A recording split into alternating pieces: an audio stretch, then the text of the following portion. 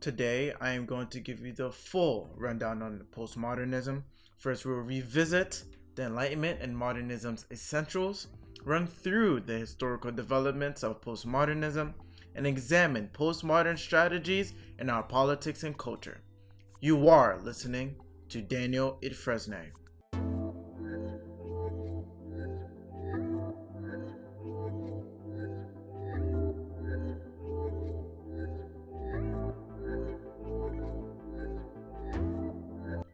There are two main, I wouldn't say reasons, but two main occurrences that pushed me to create this video, this podcast explaining postmodernism.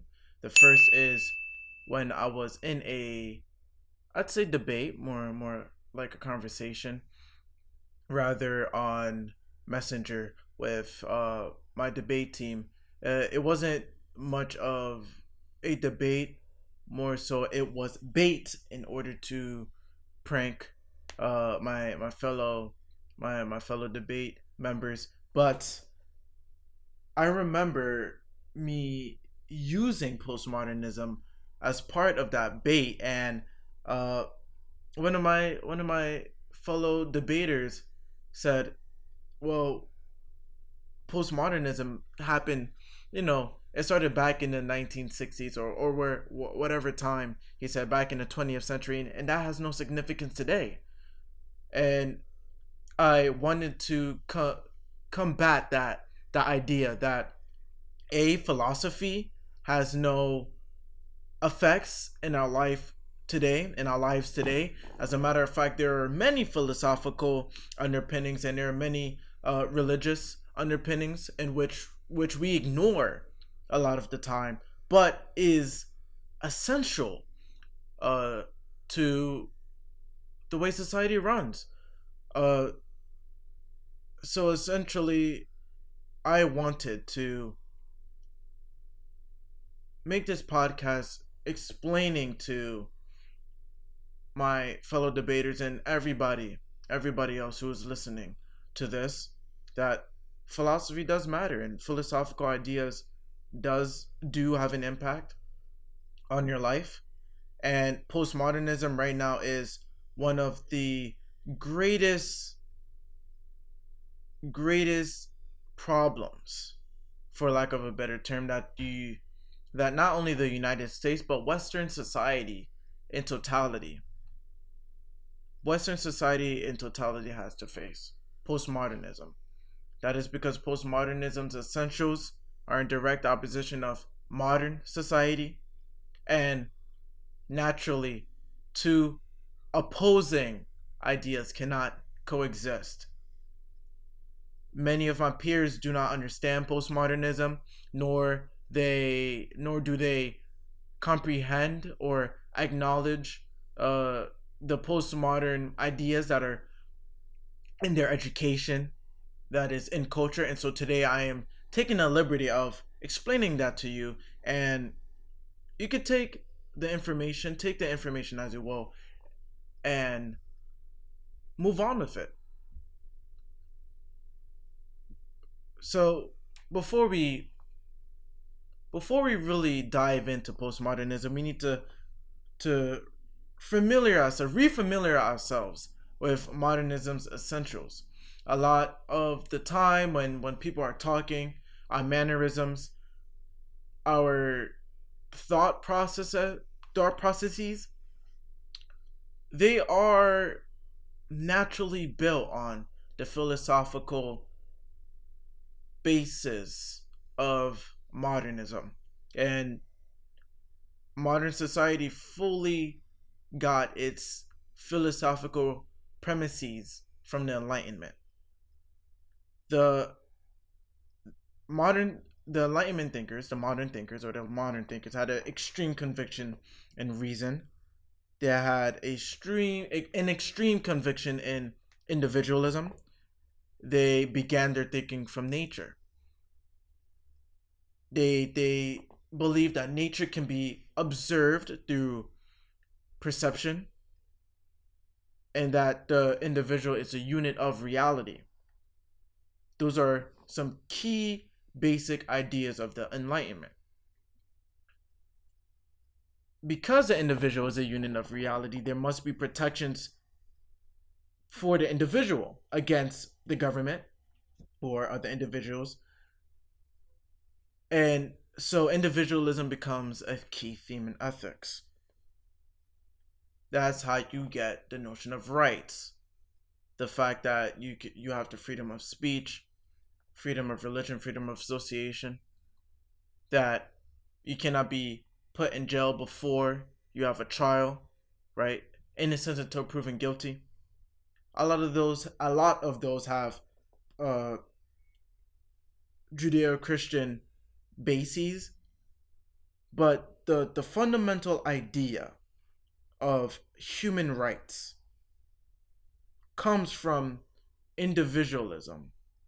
And individualism comes from the fact that individuals are able to observe reality. We are able to look around, look at the world we are in, and we are able to act inside that world, inside that reality. And so if humans are capable of reason, then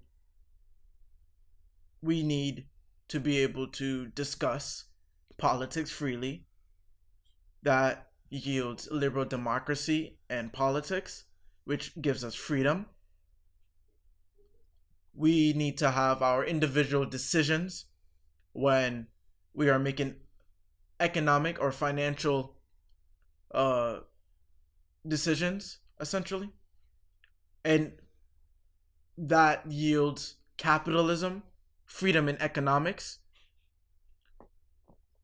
When you apply engineering and technology and material production, you get material goods, right? This notion that, or rather, the logic from a lot of my peers, a lot of millennials and zoomers, they tend to forget that material goods is not a phenomenon that they forget that material goods is a phenomenon that happened just 5 minutes ago when you're thinking in the grand scheme of things, like history, because history goes back for millions of years. And they push they push this idea of socialism. The shoes on your feet, right? Especially for the white girls, the Starbucks that you get in the morning, every morning. Are you willing to sacrifice that? Because without those philosophical premises, you wouldn't have that Starbucks coffee every morning. You wouldn't. It's as simple as that. Socialism does not rely on the individual. It pushes a collective. So you wouldn't get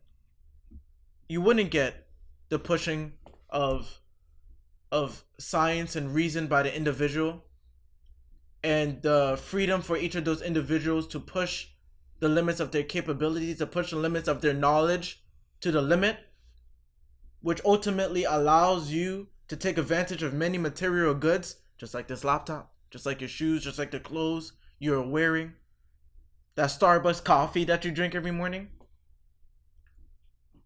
The philosophical premises of socialism rejects material goods. Something to think about. Lastly, medicine is greatly advanced. There are great advancements in medicine, to put that into better terms, because of reason and science, right? Reason yields science. Individualism yields protections for the individual.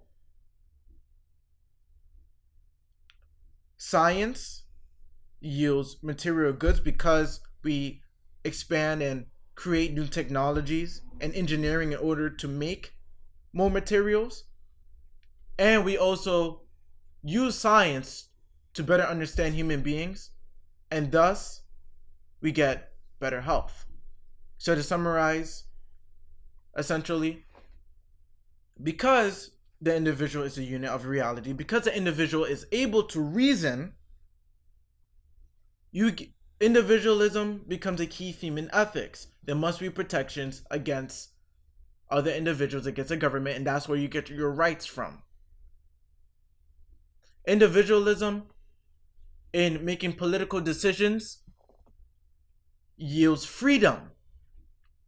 Individualism in making economic decisions gives you capitalism and wealth. Reason yields science. Engineering and technology yields material goods. Right? We wouldn't get as many, let's say, cotton shirts. We wouldn't get as many cotton shirts, as much cotton shirts as we have now. You can just go to the store, go to H&M, get as many cotton shirts as you like. We wouldn't be able to get that many cotton shirts if there weren't advances in technology in order for a mass production of cotton. And lastly, science yields in advancements in medicine and understanding human beings, which yields health. So because of these philosophical premises, we not only get rights, but we get freedom, wealth, material goods, and health. Now, I know that it's been a while. You probably didn't remember these essentials, but these are the essentials that you take for granted every single day. It is baked into society. And I guess, you know what, it's fine because it's been a while since the first ideas of the Enlightenment came out. So it is easy to forget those essentials. Now, in the beginning of the podcast, I said that postmodernism sets its essentials up against the Enlightenment and modernism. And so let's take a look at postmodernism, shall we? Postmodernism on a metaphysical level is anti-realist. That is compared to the Enlightenment / modernism's realism. Because metaphysically, postmodernism is anti-realist, on an epistemological level, any method of trying to find truths about that objective reality is dropped and denied as a method. So reason is dropped and denied as a method, and language. But we will get to language later on in the podcast. So that is how postmodernism sets its essentials up against modernism. And you were probably thinking, well, Daniel, yeah, let's drop reason, whatever. It's just reason, right? Well, reason was the phenomenon of reason, being able to reason, being able to perceive your reality, essentially sets up all the arguments that I have laid out for you just now.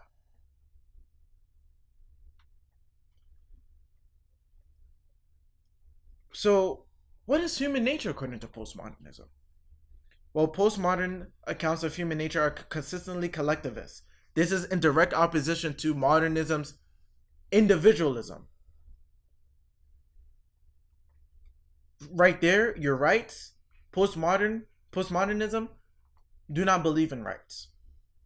Your rights are gone just from collectivism. The idea of collectivism versus individualism, because remember, because individualism is a key theme in ethics, you get those rights. You have to be protected from other people. Right? But because postmodern accounts of human nature are consistently collectivist, and your individual identity is largely attributed to sociolinguistic groups, you need to give up your rights. You need to give up your protections, because you're only one person in the grand scheme of things. You're only one person within the group. You have to give up your ideas to the group.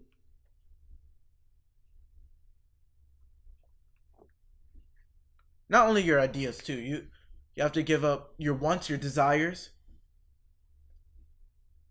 Maybe it may go as far as your material goods. All of those. You have to go to the collective. Your group.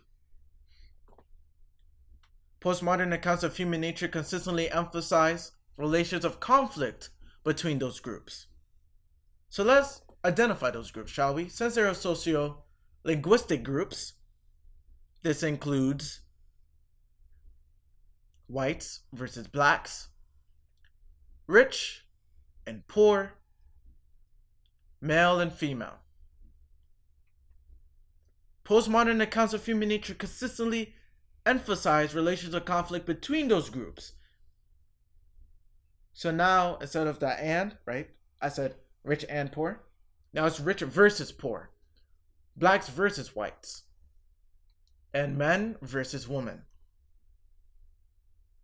Due to a lack of reasoning, postmodernists believe the best way to alleviate the stress between those groups is by force, whether be it masked or overt.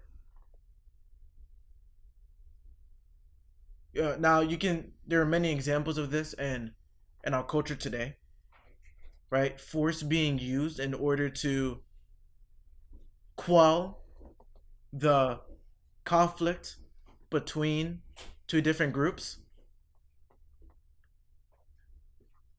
So I won't dwell on that.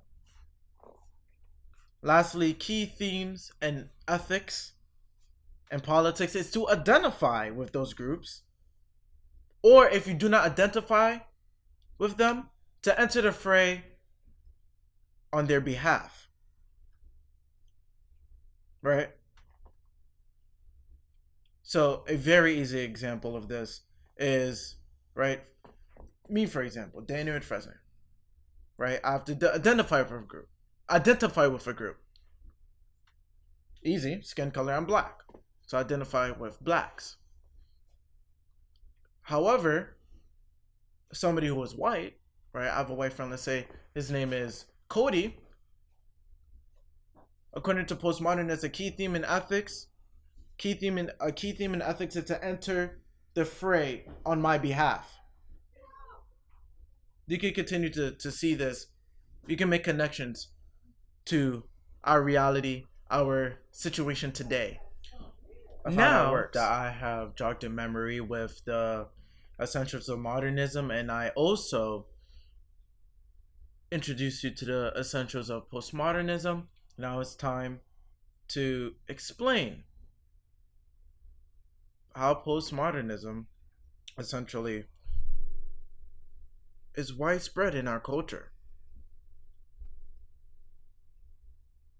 If you really examine the essentials of postmodernism and you relate the essentials of postmodernism to the cultural themes that you see today, you realize that postmodernism is largely used by the left. If postmodernism was purely about skepticism of reason, about group conflicts, then wouldn't postmodernism be evenly spread out across the political spectrum? Well, no, it's largely used by the left, and so we have to examine that.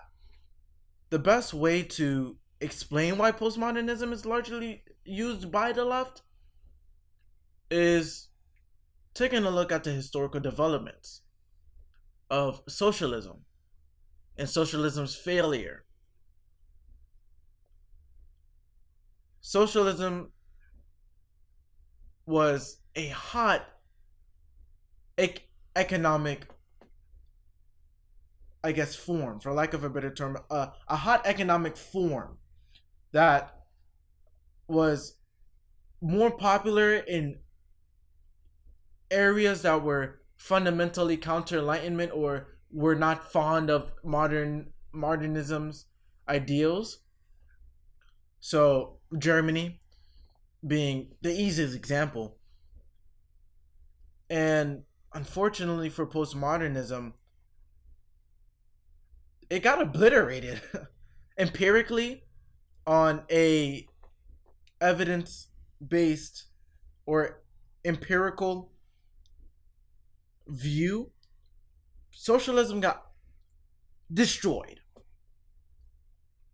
And so the response to the failure of socialism was embracing skeptical epistemologies, embracing postmodernism, and other tactics that we'll get to later on in a podcast.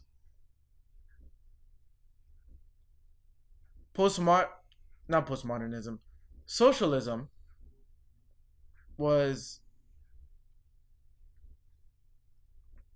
used by both the collectivist right and the left, although the priorities that the right and the left had were slightly different, and there was a sort of a debate on what is true socialism, with the left arguing that that socialism took a more Marxist form, while the right believed in a more nationalistic form of socialism. Bottom line, socialists had 3 to 4 key propositions. The first one was that capitalism is exploitive. It takes advantage of the poor, the working class. 2, that socialism is more humane than capitalism. 3, that capitalism was less productive, that the rich will get richer and the poor will get poorer. Sounds familiar. And that capitalism will eventually collapse. And the 4th proposition was that socialist economies, based on their communal form, was more superior. To capitalism. So I did say that we won't get into the philosophical premises of postmodernism, as it is in itself worth an entire video. But you need to know Rousseauian philosophy in order to have context as to what the collectivist right and the collectivist left were thinking at the time. And so Rousseau in your AP history class, Rousseau is one of the Enlightenment thinkers, right? He was the one who, I believe, talked about the social contract. I am not completely too sure about that. You have to hold me up against that one. But I believe it was a social contract that Rousseau thought up. And so, yeah, Rousseau is an Enlightenment figure. He helped us with modernism. Not so fast. When you look deeper into Rousseau, a lot of his ideas were fundamentally counter-Enlightenment. It was kind of scary. One of the easiest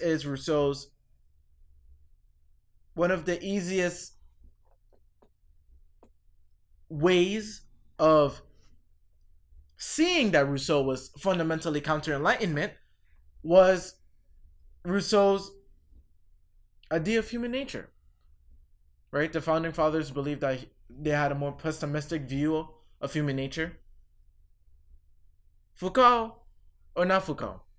Rousseau, sound familiar? That's why I mixed them up. Although Foucault did believe in Rousseauian human nature, so I guess there isn't that much of a difference between there. But Rousseau believed that civilization degraded mankind. He believed that before civilization, mankind was glorious. We didn't need to worry about property. It was all kumbaya.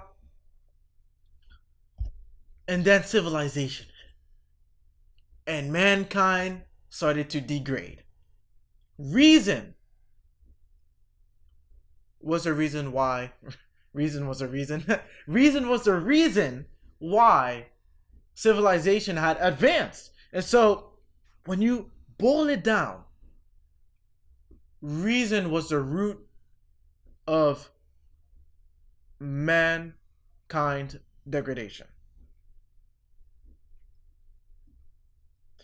He believed that on an economic level, because there was a surplus of food, men had time to think, they had time to reason, they developed technologies. So they gained a surplus of wealth because they started hoarding property. There was now a need of property rights, which, by the way, you can make the argument that the idea that uncivilized men did not believe in property is not true. I mean, when you let's take kids for example, right? They're always fighting over, the Legos. Like, these Legos are mine, right? When you're at the park and let's say you have a ball, this happens to me all the time. I play soccer, and so sometimes I wouldn't go to the soccer field. I go to a park, and they have kids there and other people. But I'm not going to shoot. I'm not going to because shooting, the ball flies pretty fast when it's shooting, and so it kind of be dangerous for little kids. But yeah, I would go juggle, all right, juggle the ball, and a little kid will come up and they'll take my ball, and he or she will bring it back to their parents, and it is their parents who have to tell them to give the ball back. Right? It is not yours. So one can make the argument that uncivilized men did believe in property. Not only that, it takes civilization, it takes education, it takes your parents putting you under socially conditioning you to share, to not take other people's property. And so, however, Rousseau believed that on an economic level, men needed property rights because of a surplus of wealth. Property caused division and strife, conflict. On a physical level, because we've developed all these gadgets, because we've developed our technological wise, on a technical level, we've created gadgets, right? Right, laptops, right? Google, we don't need to acquire knowledge and keep it there, right? Now we only need to be smart when the internet's on. Because of a surplus, a ridiculous amount of technology, we've become unfit. And you know what? You have to give the devil his due, because, well, behold, you can make the argument that obesity is one of the biggest problems facing Americans and everybody in free society, or in the West. You can make the argument that obesity is a problem. It is, especially in America. So yeah, give the devil his due. His due. That is true. He also believed on a social level that before civilization, sex was more on an animalistic level, right? Lions or any animal probably isn't engaging in acts of love. Rousseau believed that civilization caused love, and because love became a feeling, so did jealousy, envy, and other pretty awful to say the least, pretty awful emotions to say the least. But for Rousseau, there was a problem far bigger than those three, far bigger than the economic one, far bigger than the physical one, far bigger than the social one, and that was that civilization caused inequality. That civilization gave the rich the means to oppress the poor. And you will see postmodernists and leftists will take that claim, and the critical theorists will later modify that claim on a cultural level. So what was the solution? What was this? Well, right? Now you're convinced that civilization is awful. We're getting fatter. Now we hate each other because of property. Because now because we love, and sex isn't just a act of I guess evolution, not evolution, of of continuing on the species. That civilization caused massive amounts of inequality. What was his solution? I mean, Rousseau has to have a solution, right? The solution is revolution, and nothing less than revolution. However, we cannot go back to the simple days, the days where we didn't worry about property, where we were all kumbaya and hugging and holding hands. We can never go back because reason already poisoned us, you see. We can never go back to that state before civilization began. So he proposed a few different ideas. Well, first he urged us to promulgate passion, to push passion. Passion should be the way, or should be the premise of our society. And because passions are the grounds in which our society is built, communalism, collectivism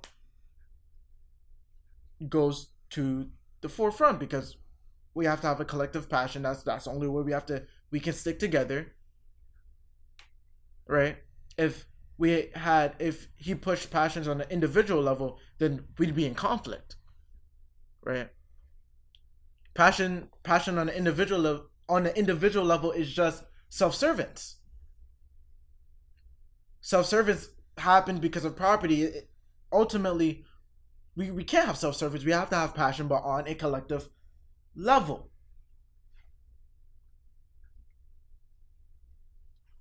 He also believed that religion is essential.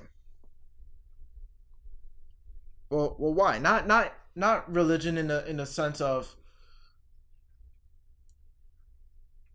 for example, modern society. We do have religion, or as a matter of fact, all cultures dating throughout history uses religion as a underpinning, as the basis for which your society moves upon. However, Rousseau didn't believe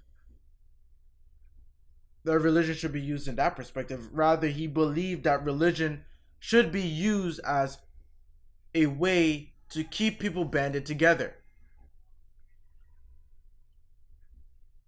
He believed that invoking religious dogma was crucial to the foundations of civilization, even if the leaders may not necessarily believe in that religion, but religion must be used as a tool, right, to keep everybody banded together. Remember this. Remember, Rousseau believes in the collective, not the individual. Religion is a powerful tool in order for everybody to be on the same page. And religion was used back in pre-modern society to keep everybody on the same page.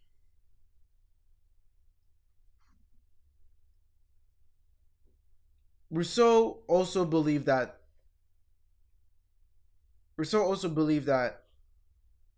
or rather, all of this collective talk he called the general will, and we would have spokespeople for that general will. I don't know if you can make the connections to now, but I'll make a connection for you. Let's say, for example, these spokespeople in our society today would be people like D'Angelo. I forgot her first name. But D'Angelo, the author of White Fragility, and Ibram X. Kendi, the author of How to Be Anti-Racist. They are the spokespeople for the general will. What's the general will then? Well, the general will can be the pursuit of anti-racism. The general will can be the destruction of Western civilization, but they're not going to tell you that. Well, why are Kendi and D'Angelo the spokespeople? Well, their books are best-selling. Many people have read their books.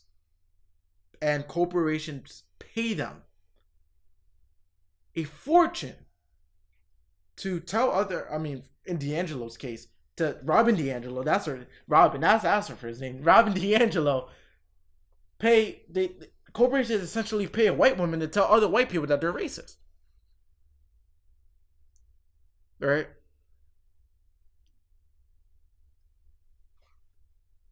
There are religious aspects to the left's dogma, and they have their vanguard, their intellectual vanguard, which would be another idea that we'll touch upon when we're talking about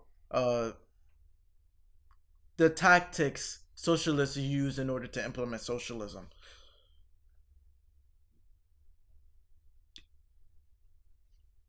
So, now we know that Rousseau believed that civilization was degrading, essentially destroying mankind, and reason was the root of that.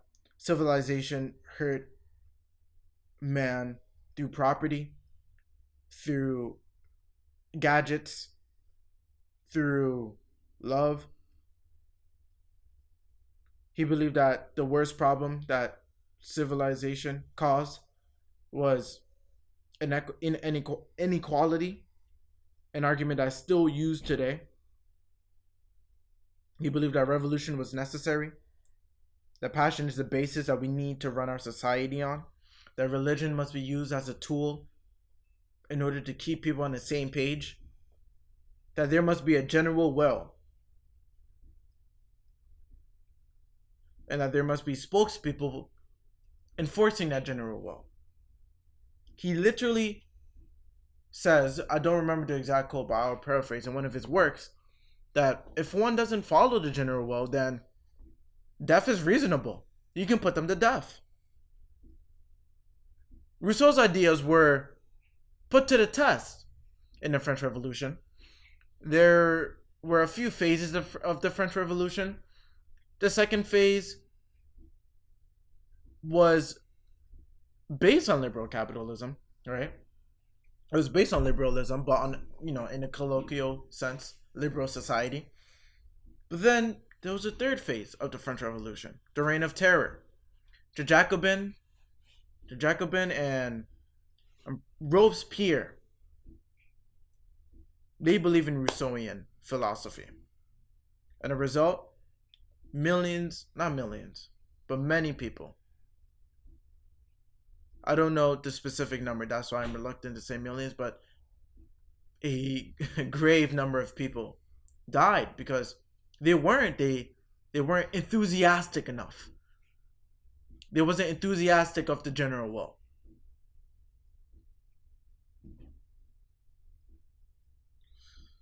Ultimately, at the end of the Reign of Terror, Napoleon took over, and Germany, who, to say the least, did not believe in the Enlightenment. They did not believe in modernism. A lot of German philosophers are responsible for the development of postmodernism on a philosophical level. Germany had witnessed the Reign of Terror, and they were shocked. But instead of blaming the reign of terror on Rousseauian philosophy, they wrongly blamed it on modernism, on the Enlightenment.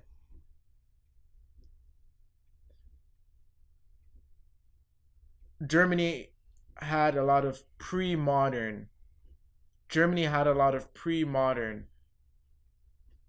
aspects to them, and they didn't give it up for modernism. However, with Napoleon's reign, right, with Napoleon's dictatorship, it's interesting because there's kind of like a juxtaposition there, right? Napoleon being a dictator, but when Napoleon took over these territories, he implemented modern policies in a way.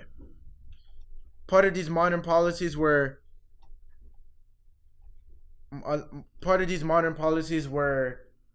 government places for the middle class, private property, religious freedom, access to public schools. He destroyed church state tools, so like church courts, and that absolutely angered the Germans, right? They were religious, right? They still had feudal states. I'm pretty sure Napoleon abolished feudal estates. So, what was the German response? They retaliated on a philosophical level. They took Rousseauian ideas and ran with it. Rousseauian ideas is not only the philosophical basis for postmodernism, but it is the philosophical basis for Marxism, for socialism, for the collectivists right and left. Both the right and the left loved Rousseau. Loved him. But their priorities were different. It's interesting to me, or rather it's interesting to see how both the far left and the far right believe in Rousseau. So, in that regard, it isn't a political spectrum, but rather you could say that it isn't a political spectrum in the way that it vertically moves from left to right, but rather a political spectrum almost in a circular motion, right? You can, at a point, you can go far left enough or far right enough to believe in essentially the same thing.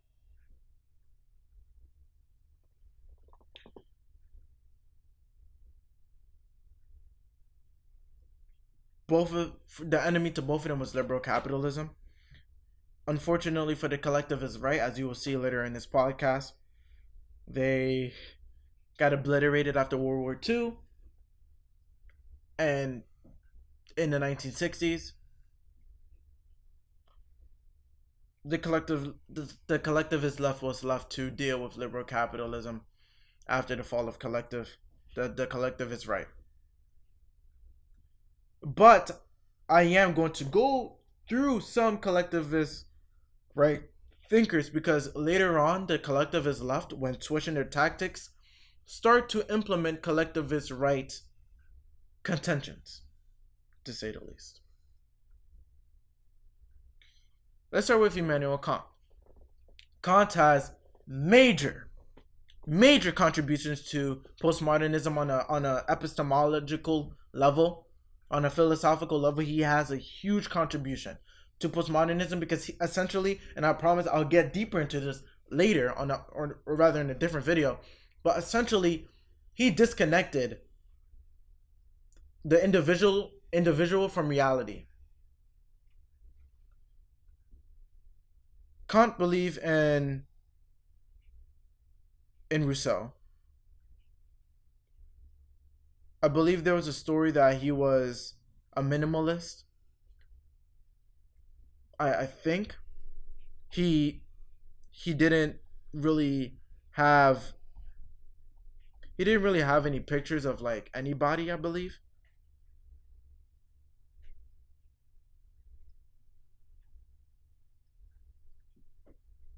He's a I'm trying to think. It was either he was a minimalist or a pietist.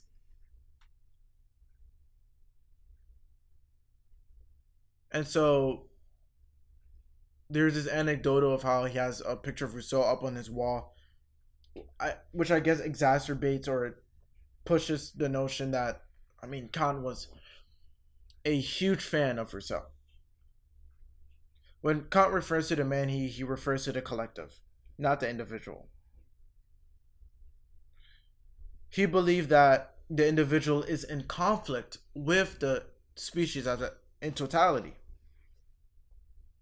He believed that happiness was not the meaning of life, that suffering didn't matter because it was part of the process, right? Which, in a way, you could say that that's kind of like motivational, but suffering was just a part of man becoming stronger, becoming better. His idea of morality was duty, right? So not self-servants. When he meant duty, he meant your actions. When he meant duty, he meant your actions to help greater mankind, essentially. You have to develop yourself in the name of the species. He also believed that part of that duty was going into war and conflict, that you cannot hide from it. And at the end of that war and conflict, finally, man will be able to live peacefully together. So Kant was big on collectivism and duty. Another thinker was Herder. If you can sum up Herder's beliefs, you can say that he was big on multiculturalism.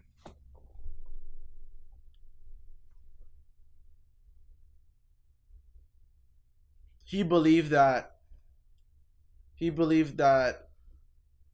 or rather his predictions of where the world where mankind will go in the future was closer to the Enlightenment and Christianity.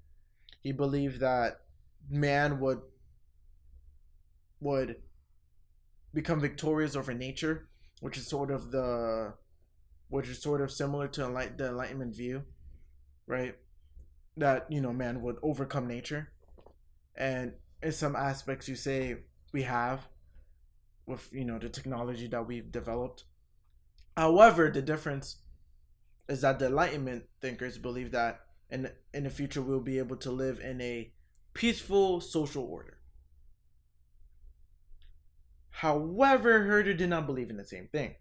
He believed that there will be constant conflict between cultures.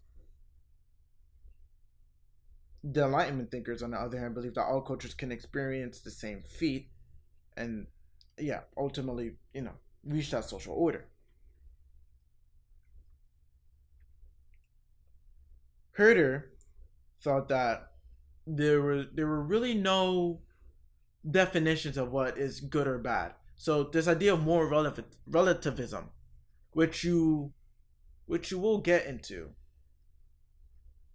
or we will get into later on into the podcast.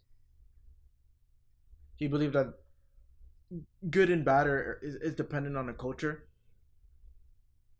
Postmodernists will then claim that all cultures are equal, and so you really do not get an idea of what's morally good or bad, which can be really hurtful to somebody, especially younger students. And postmodernism really has its grips on academia, to say the least.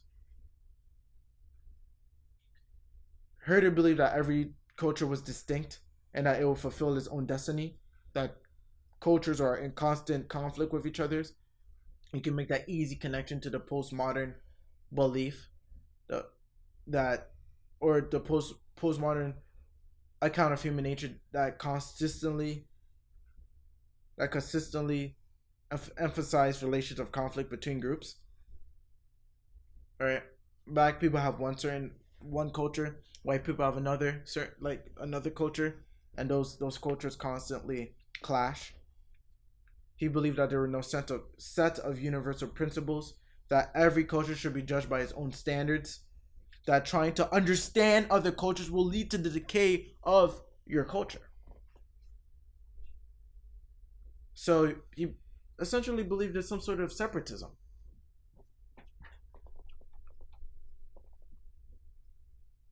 Herder was really responsible for nationalism, although he wasn't responsible for German imperialization and Germans imposing their cultures on others.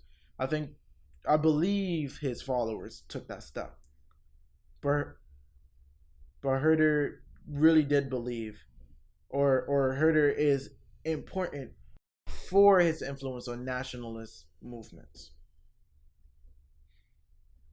Another figure was Fichte. He is well known for his socialization of education, which is another important postmodern phenomenon that you need to understand.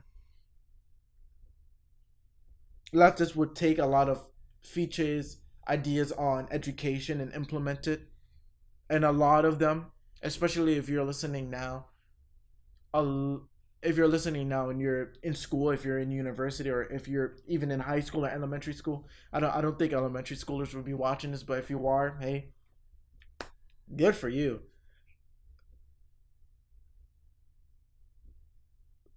It is important to understand Fichte because postmodernists will take Fichte's ideas.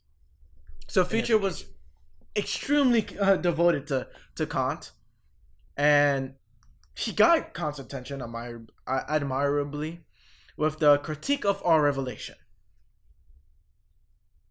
But what really set Fichte apart was his speech after Napoleon defeated the Prussians in 1806. So his speech was in 1807, most likely. He told the Germans that even though they lost a physical battle, the true battle was in character. And Germany had lost because of Enlightenment and values and called for reforms. Essentially, he believed that the fundamental problem was the education system of Germany, and that through the education system we can really gain character, or the Germans at that time can gain that character and win that battle of character that he was talking about within his speech. He believed that the education system needed to promote German philosophers. Remember that the vast majority of German philosophers were counter Enlightenment, right? He believed that the upper class embraced modernity, which caused Germans to be so weak, and so the German education system needs to be the same throughout, universal, right? That he believed that self-seeking was corrupting and the root of all corrupting, and he attributed that to modernity. And so in order to remove that, he needed to universalize the education system. And because the education system was universalized, it would create a classless society. He wanted German education to, quote, mold them into a corporate body which shall be stimulated and animated in all its individual members by the same interests. right? And because there'll be one body, it'll be a classless society. All of them would would improve in character, but they'll have the same moral, the same characteristics, but like on a moral level, they'll all be up there, in Fichte's opinion. He believed that the greatest mistake that education made was giving students free will, and he believed that students were supposed to be told what to think, not how to think. And in a way, that's what's taking place in a lot of our schools today, which we'll get a bit on, but I'll touch upon a bit upon it now, right? A lot of academia doesn't necessarily push for a classless society. They do teach more collectivist, morally relativistic arguments, but the more relativism kind of is a product of Herder.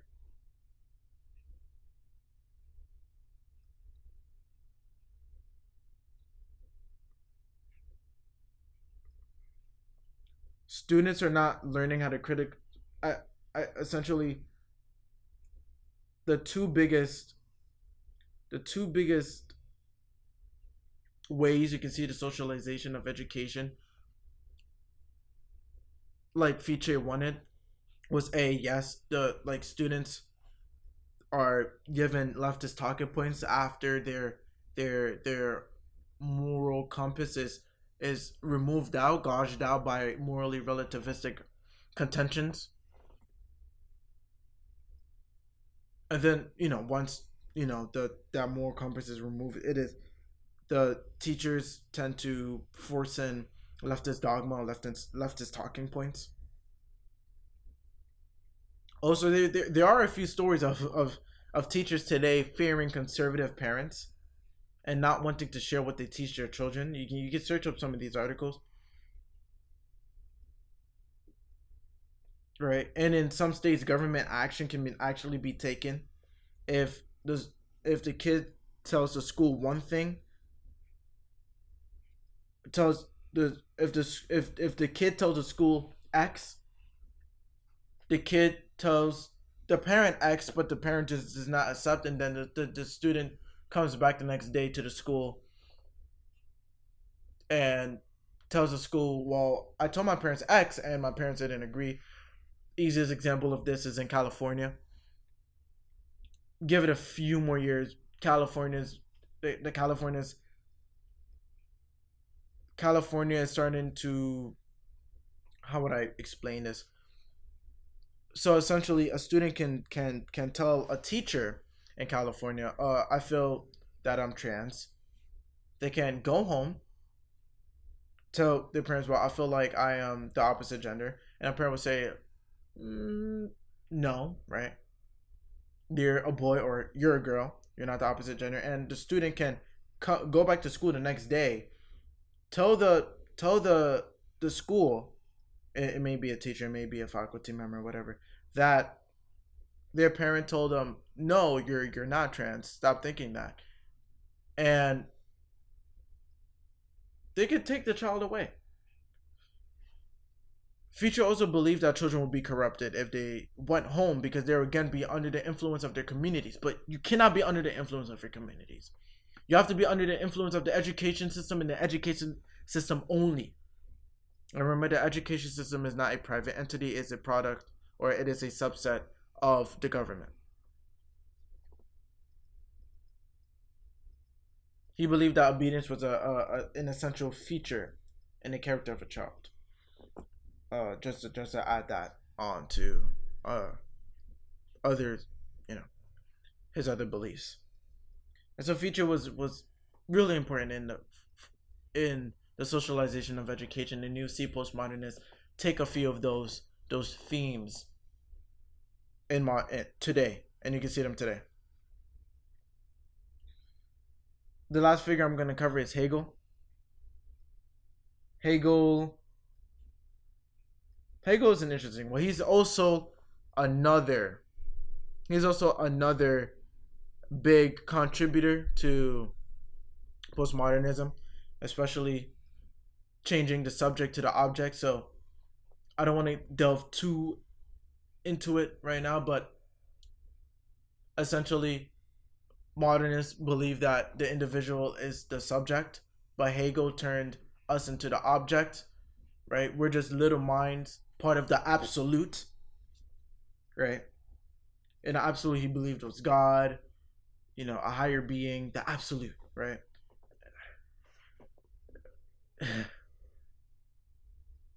So Hegel also believed in Rousseau. His favorite readings was Rousseau. Rousseauian reading was Rousseauian writings. And Hegel was also deeply involved with Kantian epistemology, which Kantian's epistemology was a huge contributor to postmodernism.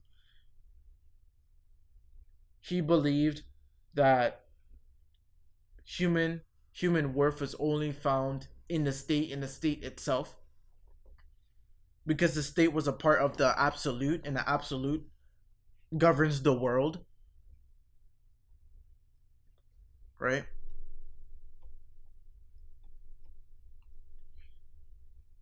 Because the state participates in the absolute, then the individual can only find worth within the state, because the absolute is everything. The absolute governs the world. If the individual wants to, quote unquote, achieve union with the ultimate reality, the state is their freedom.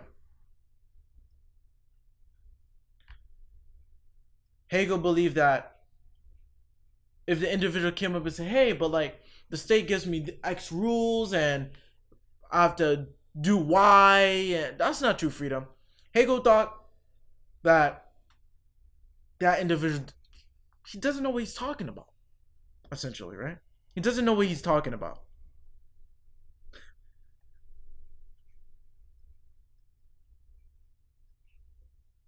He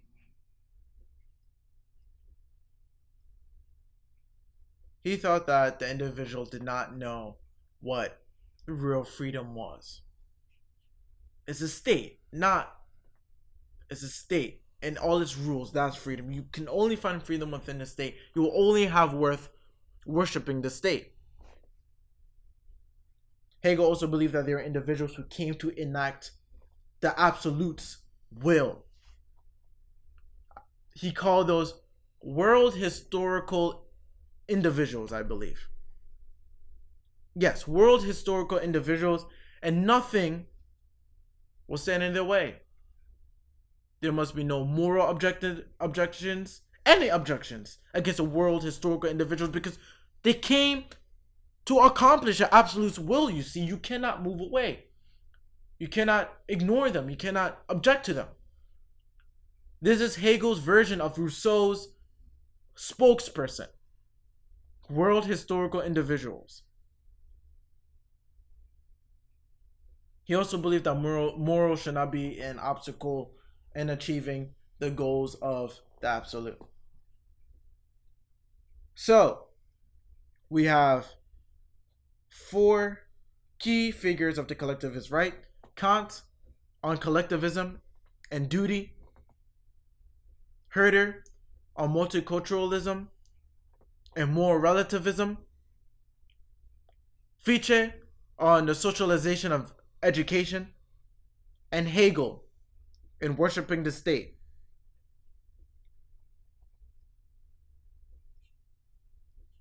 And so we have the collectivist right and the collectivist left. This total socialization that the right, the collectivist right, was preaching, essentially gave them the name of socialist, right? But the left was not with it. The Marxism that they believed in, kind of gave them the the term socialist too. And so essentially, in the 20th century, for some part of the 20th century, the collectivist right and the collectivist left were fighting for essentially socialism, the term socialism.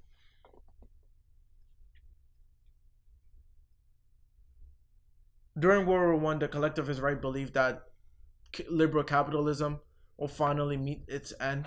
However, the Germans lost after World War One, so it was a crushing defeat for the collectivist right. However, the collectivist right wasn't done yet. Spengler wrote The Decline of the West, which gave fuel to the collectivist right to go for a second round, which was World War II essentially. And Spengler also made the argue for the National Socialists. So the right essentially believed in the nationalization of socialism, and so that's why they were called the National Socialists. And the left believed in more Marxism and in a more economic version of socialism, the socialism that we're more accustomed to. Three main parties emerged from this debacle of who is the true socialist, right? Three major parties emerged: the Social Democrats, the National Socialists, and the Communists. The Social Democrats believed in socialism through democratic means.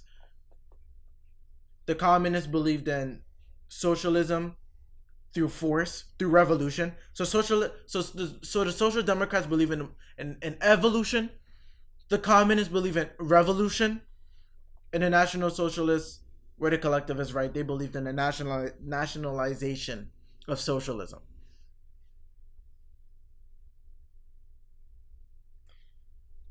And they were, I mean, extremely similar, right? All three of them believed in socialism. That's a start. But they would like make petty arguments, like the communists will argue that the other two, like the National Socialists and the Social Democrats, sold out to capitalism.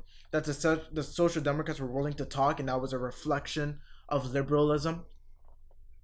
And that the social nationalists were on the political right, and there were pockets of the political right that believed in capitalism. Which that one was a funny argument. That one was a funny argument to me because there are also like pockets in the political left that believe in capitalism. So I don't know where they were going. I don't know where they were going there. Like, you know, what was the point of that? There were a few figures who wanted to combine the two, who believed that there weren't really much difference between the three parties, and I mean, when you look at it, there really weren't. There really weren't any differences between the three parties. Like Goebbels, I believe he's the prime minister of propaganda within Nazi Germany. I believe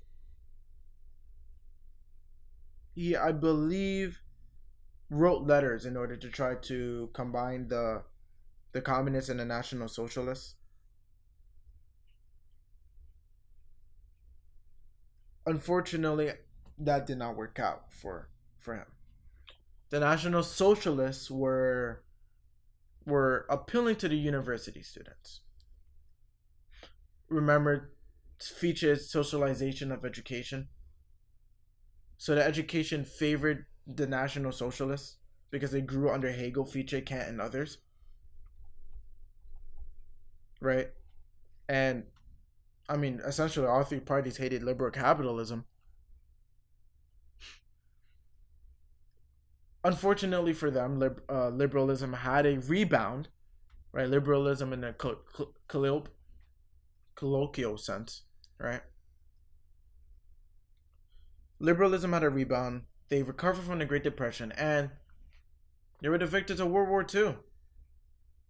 Under these developments, the right got obliterated, to say the least. Destroyed, right? Nazi Germany, right? Remember the Nazis were the National Socialists. Got destroyed from World War II, and it seemed that capitalism did make a recovery from the Great Depression. So the collectivists, right after suffering that second huge defeat, the remaining battle was between liberal capitalism and left-wing socialism.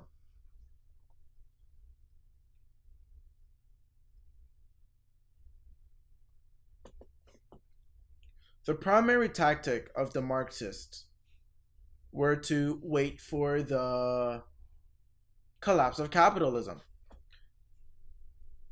They believed that on an economic level, capitalism was driven by competitive exploitation, right? That socialism's communal form would be superior.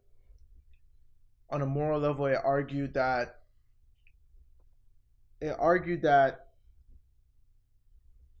because of the self-interested motives, the self-serving motives of those who engage in capitalism,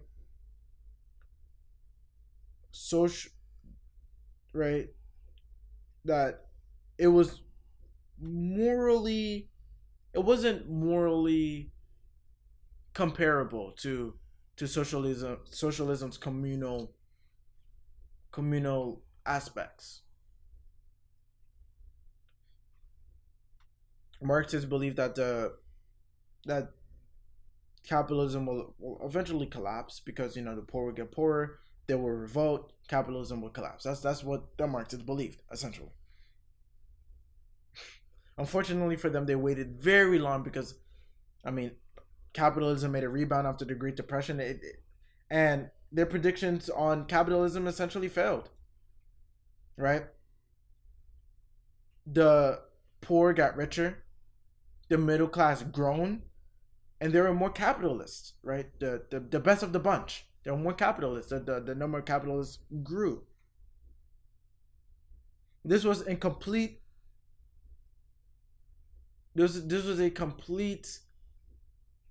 180 from what the Marxists thought would happen.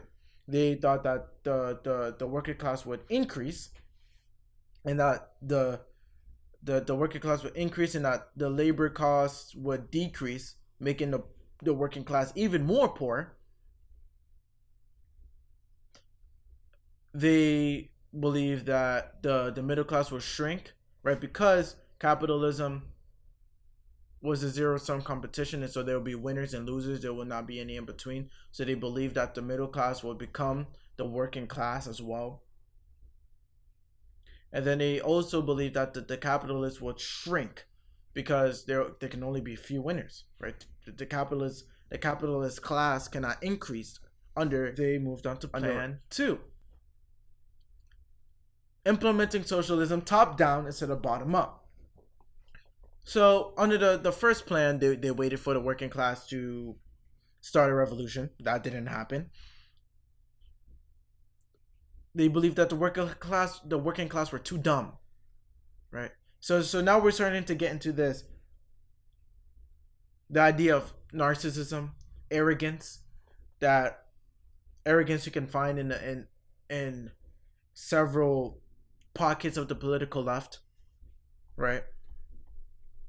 I hear a constant argument that the Republicans are, I don't know, most Republican voters are undereducated, and so they do not know what's better for them, and I pity them, right? I hear that a lot from my liberal circles, liberal in a political sense now, and it is interesting to see that the parallel between that argumentation with essentially what the socialists started to push in the 1920s. They believed that the working class were too dumb. They didn't know that they were being exploited. And so it took the intellectual vanguard, right? The group of intellectual elites to save the working class. Right? A strong leadership was essential. You can see this through Lenin, right? In the class, on the basis of classical Marxism, Lenin literally had no basis for implementing socialism, because under classical Marxism, Russia at that time needed to, what was Russia at that time, needed to impose capitalism to fail, and then socialism to be imposed through revolution.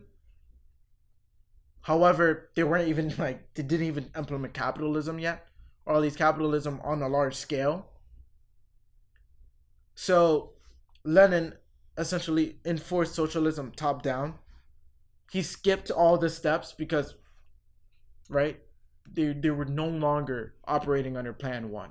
Plan 1 was to wait for capitalism to fail. They were no longer operating under that. And so the natural plan B was, okay, since the working class is too dumb to revolt themselves, we're going to do it for them. Right. And so, I mean, Lenin ultimately imposed socialism top down, and the same as Mao essentially did the same thing. Except he believed in a more low-tech socialism with a greater emphasis on will and assertion. In Europe, the Social Democrats were failing. Right? We can no longer wait. We cannot convince the working class, because they don't know that they're being exploited. And so the Social Democrats were failing. At that time, Horkheimer and the critical school, the Frankfurt School, not the critical school, the Frankfurt School of Critical Theory, which is another topic, another can of worms in itself. Critical theory and its subsets, so critical race theory and critical gender theory. Critical theory is ultimately, in my belief, the final iteration of postmodern leftism. And critical race theory is if there's anything that's going to degrade modernism, destroy our liberties that liberalism guarantees, it is critical race theory. That's my belief. Especially since critical race theory strikes a deep chord, especially in the United States. Right? They tried striking that chord with critical gender theory. It didn't work. So, you move to critical race theory, and critical race theory is the vehicle in which postmodern leftists move today. Where was I? So the Social Democrats were starting to fail. Horkheimer started to change up socialism. He predicted socialism will fail entirely. We're not even in the 1950s yet. Horkheimer predicted it, and essentially he started in the Frankfurt School. He made epistemological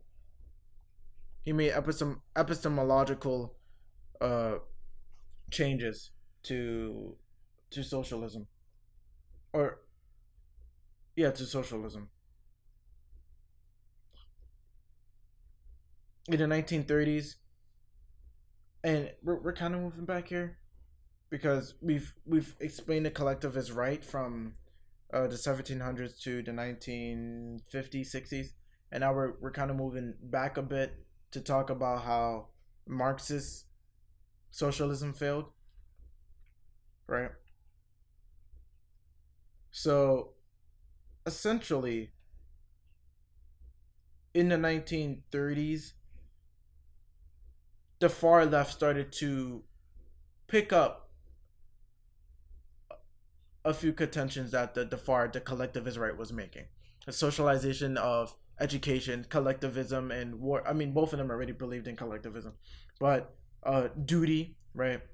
Multiculturalism, moral relativism, worshiping the state being where all your worth is from. They started to take some of those ideas, and that's why it was important for me to list those four figures and who and what they believed in, or their essential contentions, for lack of a better term.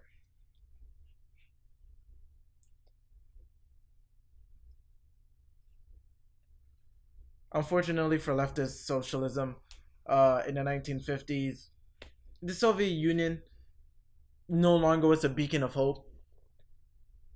There were extreme atrocities that were put in the spotlight, especially in Hungary, where I believe they were trying to revolt against the oppressive regime of the Soviet Union, and they were essentially annihilated for protesting. The whole world seen that, they were shocked. Not to mention the list of atrocities, right? I believe it was, I forgot his name. I believe it was Cheryshev. I don't think I'm saying his name right, but those two main events really put a punch into the Soviet Union. So I mean that essentially destroyed Proposition 2, right? That socialism was more humane, right? You can even make the argument that it even knocked out Proposition 1, because it happened to be that socialist countries were exploiting their poor, not capitalism. So two propositions were utterly wiped out. Also, the Soviet Union was unable to make gains on the economic level.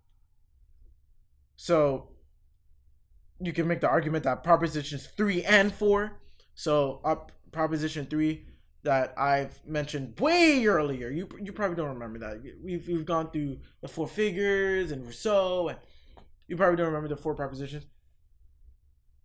Proposition 3 was wiped out, that capitalism is less productive, because it happened to be that socialism, or rather communism, because it was enforced through revolution in the Soviet Union, was unable to make gains on an economic level.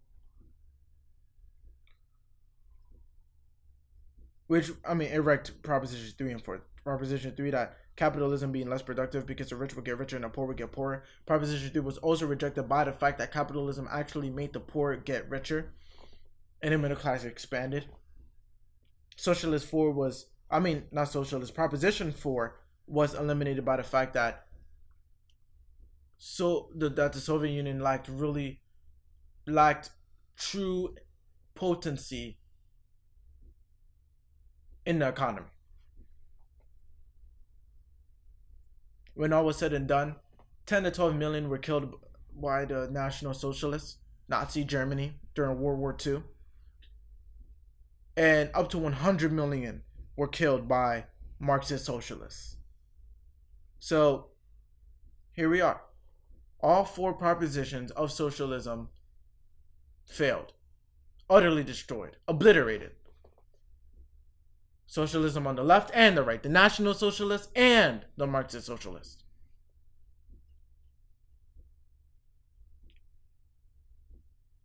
Now, when your theory, the theory that you've put so much energy to, right? Remind you, this is not a contention that people just picked up, like whatever, socialism sounds cool. People were passionate about socialism. They thought that socialism was really the future of mankind.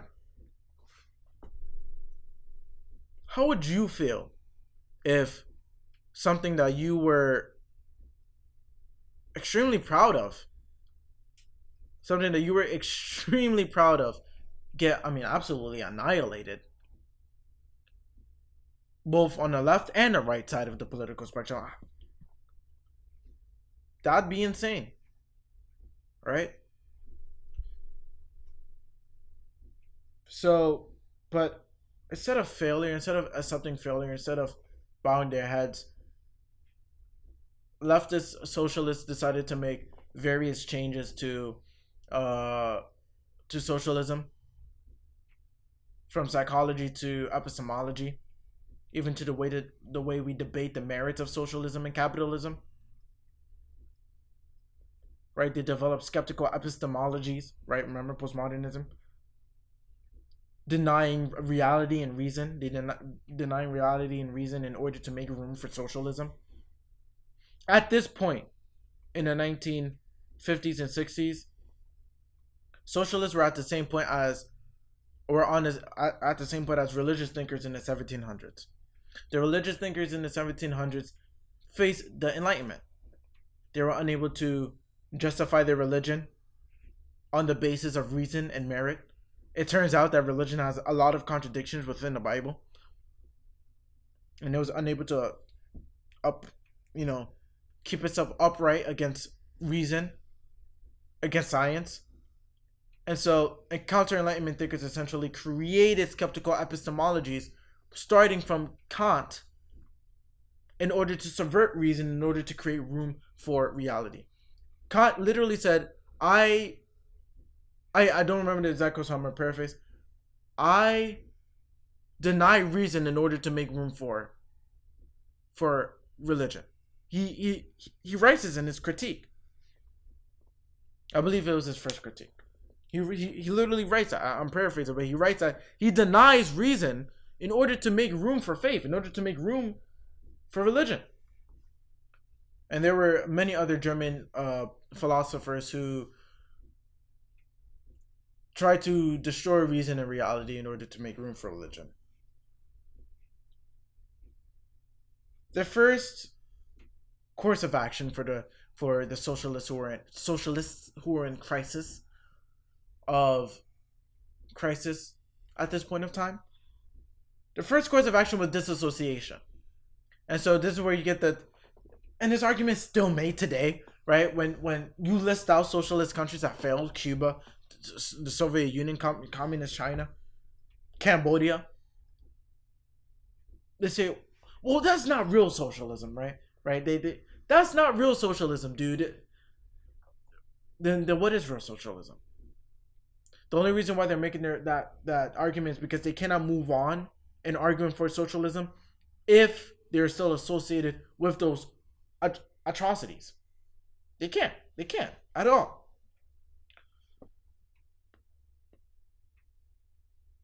So after this association, they decide to change the ethical standard.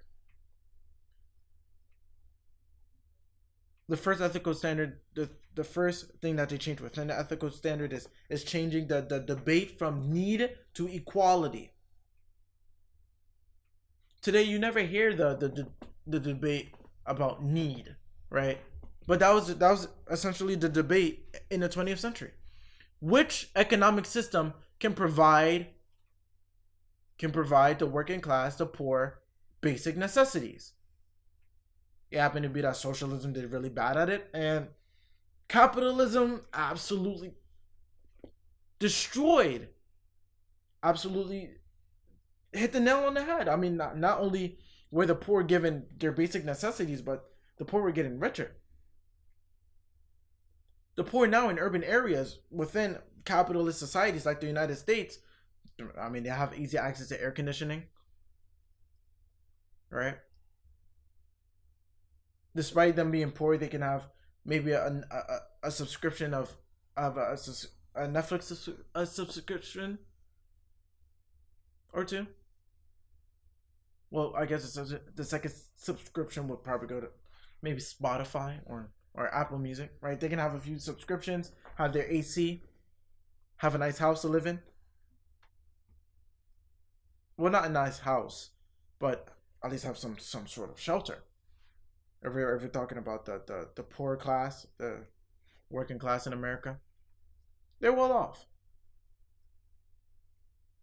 So the socialists realize that, and they realize, well, we can't debate capitalism on the grounds of need, so we'll debate them on the grounds of equality. It turns out that capitalism's greatest weakness is equality, because there is a attitude of you get what you deserve in capitalism. Everybody have different outputs. Their production is different per person, per individual. And so nobody, or no groups will get equal outcomes. Postmodernists and critical theorists will make the argument that as long as there are differences in outcomes, there is racism or sexism. Right?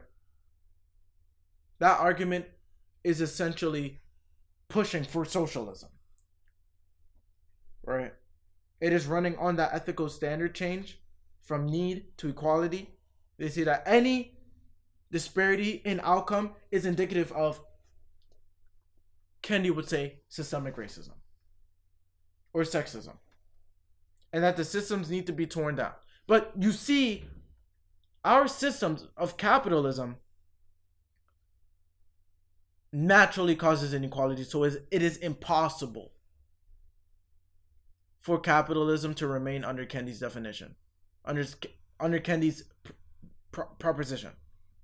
But that's the point. The point is not to keep capitalism. Capitalism is evil. They do not believe in capitalism. They do not believe in the West. They believe in socialism, and so that proposition is, when you look inside, that proposition is essentially an argument for socialism.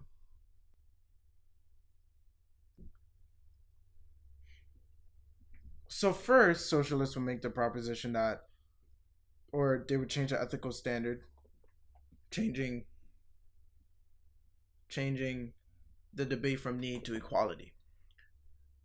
The second course of action for them in changing the ethical standard was changing wealth from being a good phenomenon to a bad phenomenon. This is a consistent message among the left, branding the rich as evil. Well, it was necessary to make wealth a bad thing, since capitalism was really good at producing wealth, not only for the capitalists but for the middle class and the working class. So wealth must become a bad thing now, because if wealth becomes a bad thing, then capitalism becomes a bad thing. If wealth is a bad thing, then the corollary is capitalism is a bad thing as well. The leftists, the socialists, started to make arguments that capitalism was exploitative, not in the fact that the poor would get poorer, but in the fact that the poor was getting richer. So they were confused, and they got essentially, in a way, hypnotized into thinking that capitalism is good for them. Marcuse, a contributor to the Frankfurt School, used psychology, and he used this idea of the poor being hypnotized into thinking that they were making gains under capitalism, when in reality they're being exploited. Marcuse uses those two arguments. And so Marcuse uses Freud. Freud is a psychologist. An important one, especially an important one because he is known for psychoanalysis. Freud believed that civilization is an unstable surface phenomenon based on a repression of instinctual energies, and that civilization suppressed those instincts, but those instincts cannot be absolutely destroyed.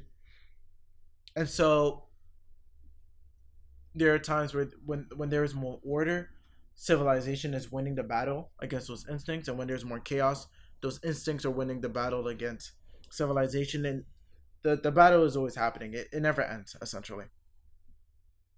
Sometimes the evil will reveal itself in a form of hysterias, obsessions, and phobias.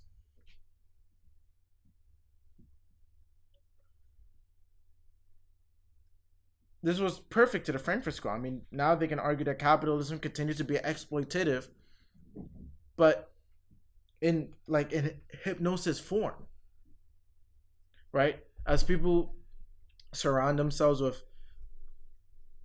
more machines and more wealth, they become they become unaware that the comfortable world that they live in is essentially exploitative. It's just a mask for the underlying realm of chaos.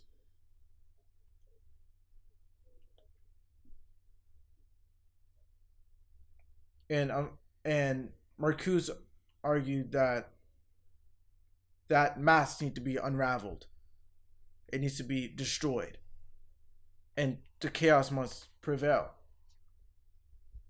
Marcuse believed in that there were few people that understood this, that did not fall for the hypnosis that capitalism was putting the working class under.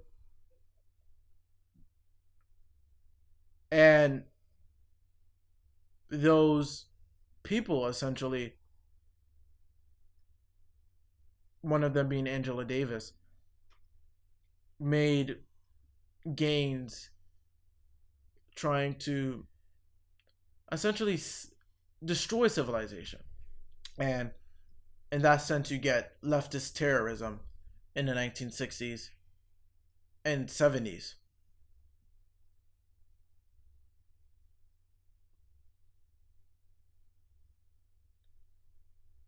Another response to the failure of socialism was changing socialism's epistemology. In the 1950s, with the fallout of logical positivism, reason really began to fall on a philosophical level. On a cultural level, the fallout is kind of delayed. I mean, now you're starting to see the fallout now in 2020, but in the 1950s, it was kind of delayed. I mean, like on a physical level, the United States were still focused on reason. They were still prideful in reason. But on a philosophical level, reason had been essentially killed off with the fallout of logical positivism. Again, that's another can of worms to open up. That goes into like the philosophical roots of postmodernism, which again will be a different will be addressed on a different time. So, to summarize, essentially, socialism failed, and the response to that failure was disassociation, changing the ethical standard, need to equality, and from wealth is good to wealth is bad.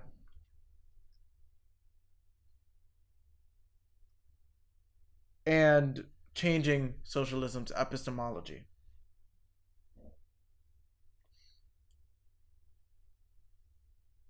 Marcuse's idea of hypnosis, I call it hypnosis, exploitation, fits within the wealth is good, wealth being good is now wealth is bad.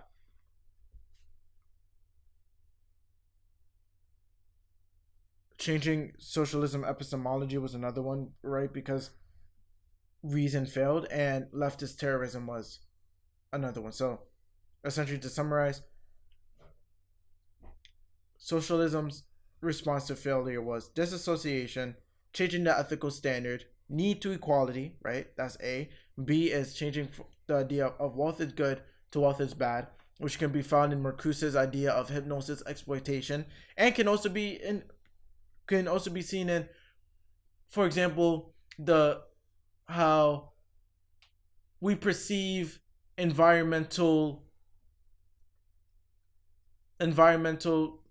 for lack of a better term, security. The traditional notion for saving the environment was there would be huge trade-offs in the beginning of industrialization and capitalism, right? Because, right, I mean, obviously, you can see that with the Industrial Revolution, how carbon emissions has gone up, right? There would be huge trade-offs in the beginning, but later on, as we continue to improve on a technological level, the people will become wealthier because of capitalism, and the natural result of that would be people using cleaner materials, people living in cleaner environments. That was the traditional notion. I mean, the traditional consensus among environmentalists. However, under this ethical standard change from wealth is good to wealth is bad, is that environmentalism took a more Marxist twist. Now, people were arguing that the environment was essentially a battle between humans and non-human entities, that humans were oppressing the non-human entities. And it's funny, but it's almost a sense of anti-humanism in a way. If you're willing to make that contention, they shifted from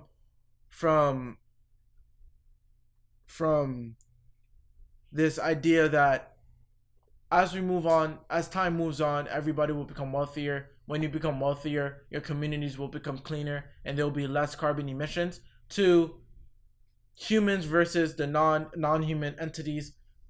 There's a constant conflict between those two groups, and it follows the tradition of Marxism, essentially. That goes under the idea of wealth is good, becoming wealth being good to wealth being bad. So again, finally, just to recap, the socialist response to the failure was disassociation, changing the ethical standard, changing socialism's epistemology, right? Reason died, skeptical epistemology prevailed, leftist terrorism. I believe those are the main 5 responses to socialism failing in the 20th century. A lot of those responses failed. For example, leftist terrorist groups were essentially destroyed. They were stopped. You don't hear of the Black Panthers today in 2020.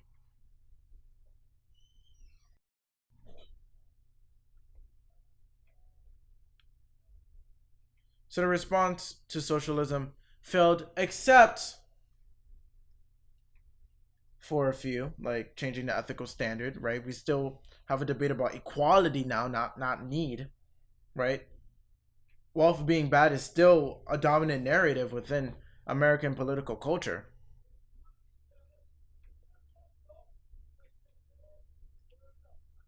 So there are a few elements of socialism's socialist response. There are a few elements that are still in play today.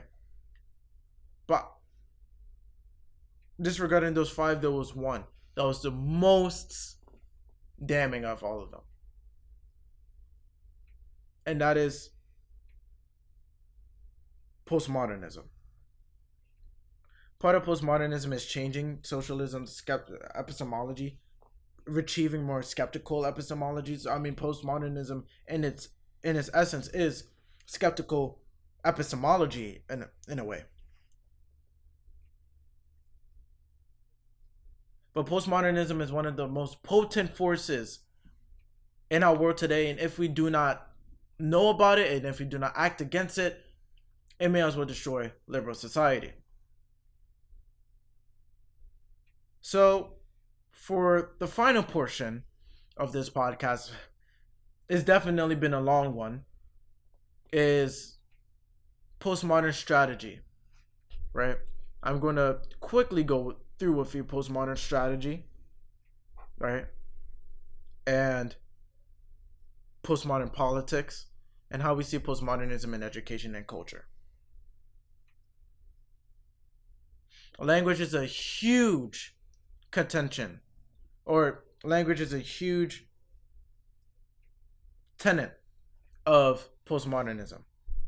Remember, postmodern epistemologically, any method of trying to find objective reality dropped and denied as a method. Reason, I said reason was one of them. The second one is language.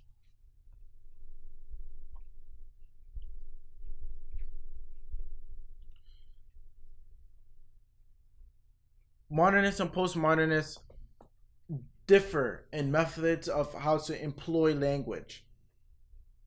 And that difference is driven by epistemology. Epistemology asks two questions about language. What is language's connection to reality? And what is its connection to action? Those questions are part of a broader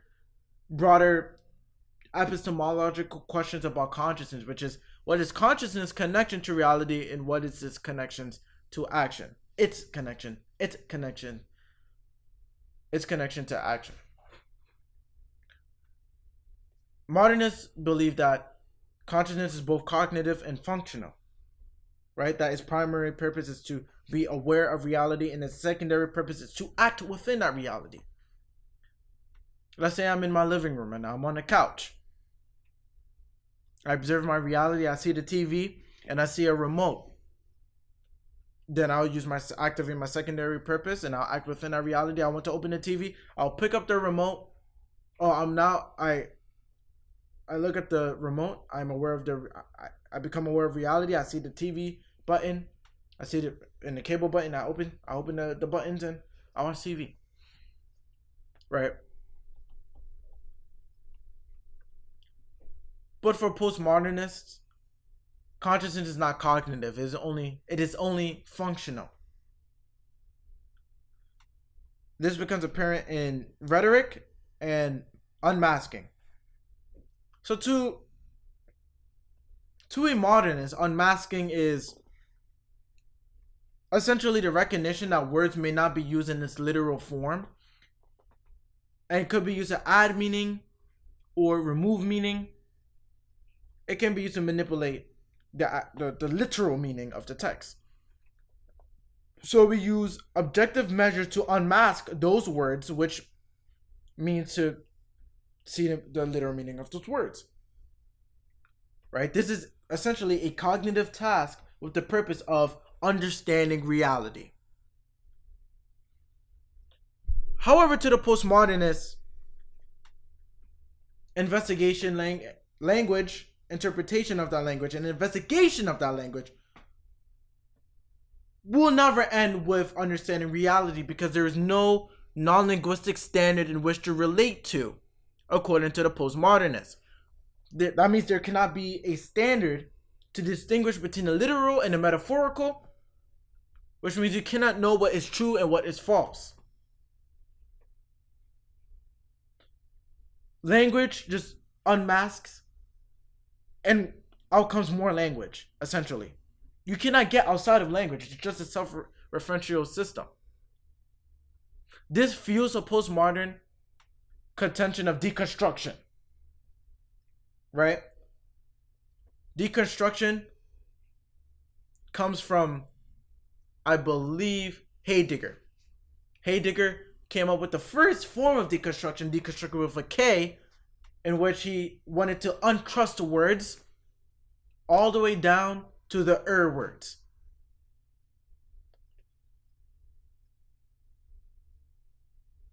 Deconstruction, it is essentially the latest iteration of that, and we will get more to Herder when discussing philosophical roots of postmodernism. Deconstruction is a never-ending process, right? And this is the distinction between postmodernists and critical theorists, by the way, namely critical race theorists. Postmodernists can essentially deconstruct anything, even leftist talking points, right? Even systemic racism can be deconstructed, right? Because language is only used to persuade others, essentially. There is no cognitive function to language. And so even leftist talking points can be deconstructed. Crenshaw forgot her name. Crenshaw. I tend to remember their last name for some reason. I never remember the first name. Crenshaw. She, not the representative, but she's a intersectionality. She's big on intersectionality. I think she in some shape or form founded intersectionality, and her mapping mapping mapping margins. I believe that's the name of the text. I believe that is the name of the text. She marries postmodernism to critical race theory by making sure critical theorists' talking points cannot be deconstructed. So postmodernists, anything can be deconstructed. Critical theorists, anything but critical theorists' talking points can be deconstructed. And you see that critical theorist version of deconstruction inside the classroom. Alright, so deconstruction is a never-ending process because language is a self-referential system. There's no non-linguistic standard to relate to language.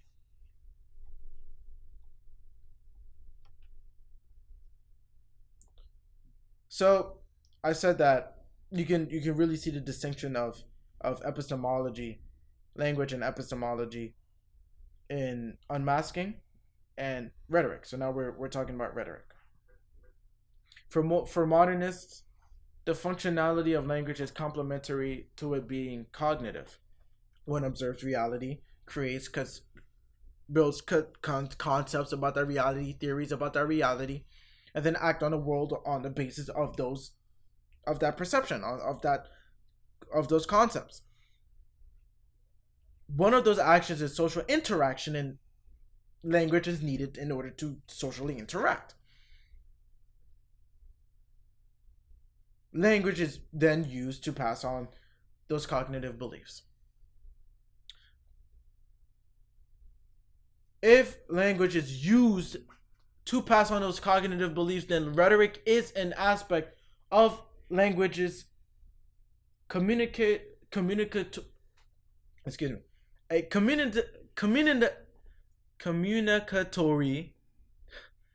function, right? Rhetoric is an aspect, and it helps the subject, right, the individual, release their concepts about the world in a more effective manner, right? So here's an example of this. In English class, you will learn of rhetorical devices, right? Like rhetorical questions, like allusion. All of these aid in the effectiveness of cognition during linguistic communication. However, postmodernist language is not cognitive because language is not connected to reality. Remember, there is no non-linguistic standard in which language relates to. It cannot be used to be aware of the world. And so language then is only used to persuade people in the absence of cognition, in the absence of having a cognitive function, essentially.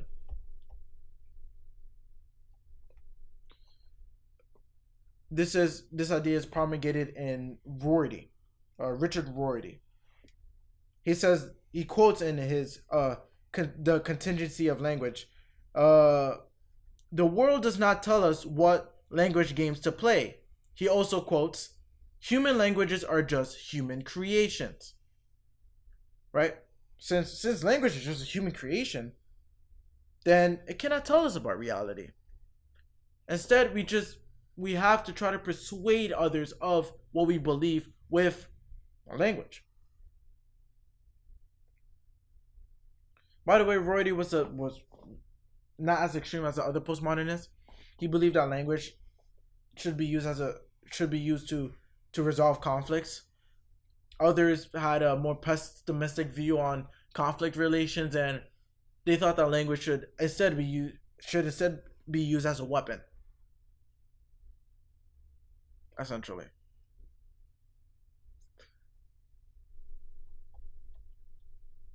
So, how does postmodernism relate in the political fashion? The way I describe postmodernism, it only seems like it was a response to to the failure of socialism, right? The way I describe postmodernism up to now, it seems that postmodernism has no it doesn't have teeth in the political world. It's just, it's just a coping mechanism for socialists who failed to see their world come to fruition. Well, enter in Machiavellian postmodernism. What I was describing to you up until now was more of a Kierkegaardian postmodernism. That an intellectual socialist who is confronted with the data is in a crisis of belief, and essentially they go through the same crisis that religious thinkers in the 1700s go through. But now we're talking about Machiavellian postmodernism, right?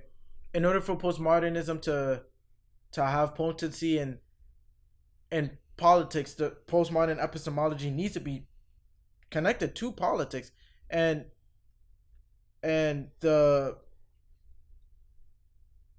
the absolute elements of postmodernism and the relativistic arguments of postmodernism needs to that conflict needs to be resolved somehow, right? Because remember, postmodernism was a response to socialism. The leftists wanted to essentially destroy Western civilization. They were mad, right, that capitalism won the battle, right? Nietzsche talks about this a bit. I'm gonna paraphrase. He says that there are those type of people who, when they're unable to reach their goals, decide that nobody can have their goals. The world must be destroyed. And so if socialism doesn't work, then the postmodernists were angry. The leftists, the socialists, the leftists were angry. You can see that in leftist terrorism, right? In the 1960s and the 70s, they resorted to violence, right? Marcuse, the very nature of hypnosis capitalism, or not hypnosis capitalism, but the very reason why he used civilization versus Id, right? Instincts versus civilization, the fact that there's a constant battle between the two, the reason why he used that argument was essentially to give him a reason to cause chaos, to extract human instincts, to destroy Western civilization. So in a sense, postmodernism pushed relativistic arguments because, again, remember the collectivist left took arguments from the collectivist right, one of them being multiculturalism from Herder. So there are relativistic arguments of postmodernism, and there's absolutist arguments of postmodernism, which is the West is evil. So this is how you get arguments like all cultures are equal. Like in school, right? You get arguments that, oh yeah, all cultures are equal, but the West is especially racist and sexist. Whoa, didn't you just think all cultures are equal? Why is Western civilization specifically the most racist and the most sexist and the most bigoted? It's that conflict between relativistic and relativist and absolutist. So in what order does the relativism and absolutism go in postmodernism? It surely can't be relativism first and absolutism second, because then postmodernism will be spread rather equally across the political spectrum, right? But no, it's one can make the argument that absolutism actually comes first, but relativism is a mask in order to hide that absolutism, previous in a podcast previously before, when talking about socialism of the socialization of education, I talked about how in academia, in academics, in school, students will get their moral compass hollowed out,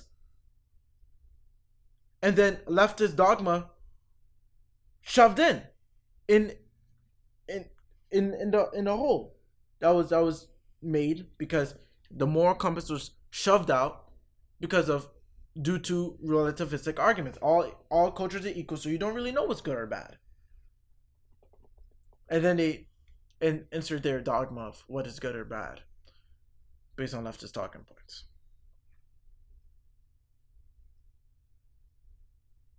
When you have absolutist argumentation at the forefront with just relativism hiding that absolutism, you get this sort of Machiavellian postmodernism.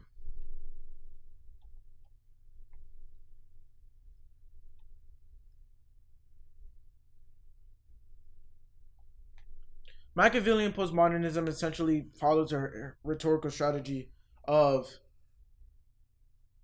taking a step back from losing a battle through the means of causing a epistemological reconciliation of the opponent. So let's say you're losing a debate. You emphasize that the debate is about opinion. That will give you time and some space, and delegitimizes your loss, because I mean, if your opponent accepts the fact that it is only a matter of opinion, it's only a matter of opinion. So like, your loss isn't that great. I mean, your win isn't that great. My loss isn't that bad. If your opponent refuses to say everything is a matter of opinion, then the opponent has to head into the epistemological realm of why certain ideas are better than others, in order to prove his arguments, the validity of his arguments. One does not actually need to believe everything is a matter of opinion to use that rhetorical strategy. Postmodernists uses it. They say all cultures are equal. The Western way of life is not better than other ways of life. Essentially delegitimizing Western civilization. And once the West is questioning itself, they push leftist dogma. And again, you can see this in education. Postmodernism also reveals itself in a sense of ressentiment. There's a sort of Nietzschean ressentiment, especially among younger groups. Nietzschean ressentiment talks a bit about master and slave morality, and how the master is the capitalists, right? At least in our world, but the master, according to Nietzsche, was strong, right? They did not wait for anybody. They had ambition. If they wanted to do something, they did it. And the slave mentality was weak, obedient. They couldn't get what they want. So the slave, or the weak one, would be hurting. The smart weakling then makes rationalizations for why they're weak. Patience is a virtue. Obedience is a virtue. And those that are opposite of that are evil. Right? So not waiting your turn, getting what you want, they're evil. However, that weakling, again, is smart. And so they know that they're weak. And the capitalists would continue laughing and laughing. Capitalists, or the strong would, the strong would get stronger. And I keep on changing up the stronger capitalists, because it is exactly what is happening in this world. The socialists are defeated. The capitalists are getting stronger. They're getting wealthier. Everybody's getting wealthier, not only the capitalists. And more specifically, millennials and Zoomers, they feel left out. On social media, they see everybody else. Maybe they're following a couple page and a couple seem perfect. Everybody seems to be smiling. They're way more beautiful. They're flashing their money, their cars on social media. Unfortunately for a younger generation, they fail to discern the pre-existing reality from the fake one the social media provides. And they ultimately they resent the world that they live in, and they wish to destroy it. And so that is how postmodernism takes a ressentiment kind of approach in culture and politics. I spent a lot of time explaining the historical developments. I didn't really get to talk much about how it connects to culture and politics today, but it's definitely going to be a topic for another video. Also, the philosophical roots of postmodernism is another video. I can already tell I am dragging on for a very long time. So, essentially, it's time to end it. I'll leave it with this. There's a quote by Nietzsche in Beyond Good and Evil. It is, what is evil? Whatever springs from weakness. The socialists cannot get the utopia that they wanted. They were too weak.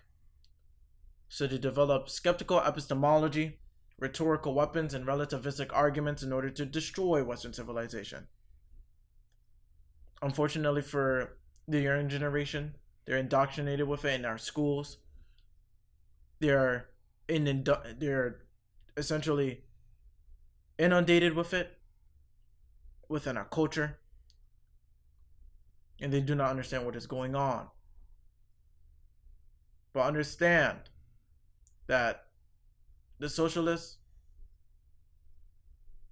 they've developed essentially all these philosophical arguments, right? Again, skeptical epistemology, rhetorical weapons, moral relativism, not to mention changing the ethical standard. They even went through bouts of terrorism. They use Feude's psychology in order to justify tearing up order for chaos. Why is that? Because they're too weak. They lost the battle.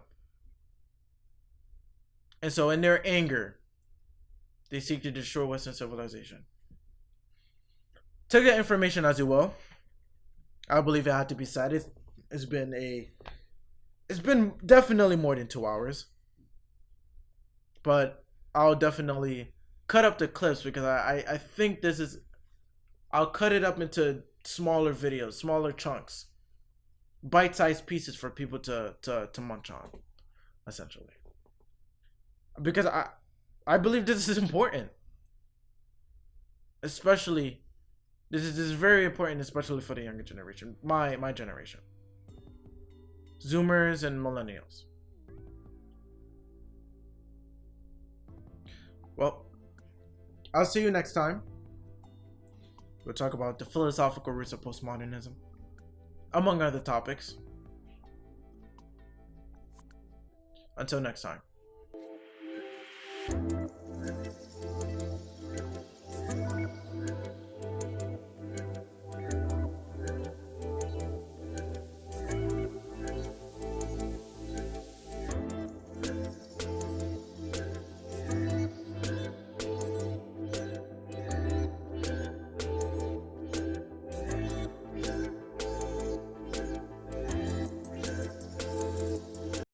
Wow!